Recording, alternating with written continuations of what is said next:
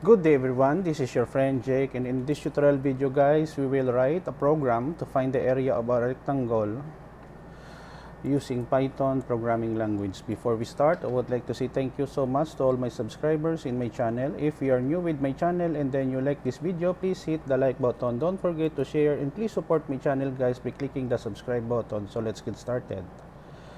Okay, so we have here a machine problem in Python. Write a program to find the area of a rectangle in Python using the following formula. So in order for us to solve the area of a rectangle in Python, so we have here area equals width multiply by height. So in this line of code, we are asking the user to give the value of width and height, and then we have here a float. So basically, the input here, we specify the data type that is float. Float has a decimal value. The same thing with height. So to calculate the area, we have here the formula area equals width multiplied by height, and then we display the result here. Area of the rectangle is %2 f 2 decimal places per present area and a program, which informs the user that the program has been ended. A new line. I will put a link in the description below where you can download the complete source code. Okay, right click and then run. Okay, so give the width of a rectangle. Let's say we have 5, the height is 4, so we have here the area of the rectangle is 20 now. Okay, so we have just to adjust.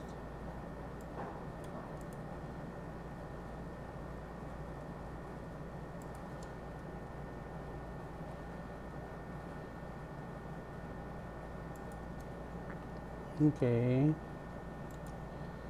let's say we have a title on the top.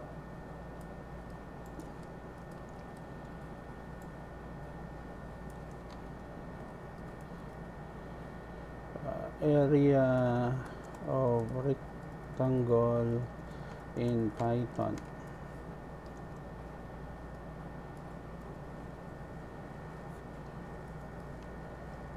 Okay, new line. Okay, so let us run again for the second time around.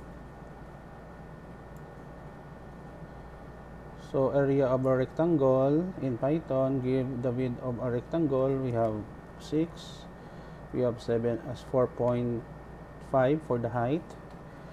So we have here the area of the rectangles is 27.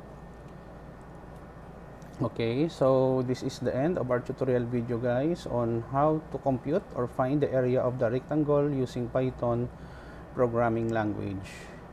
Thank you for watching.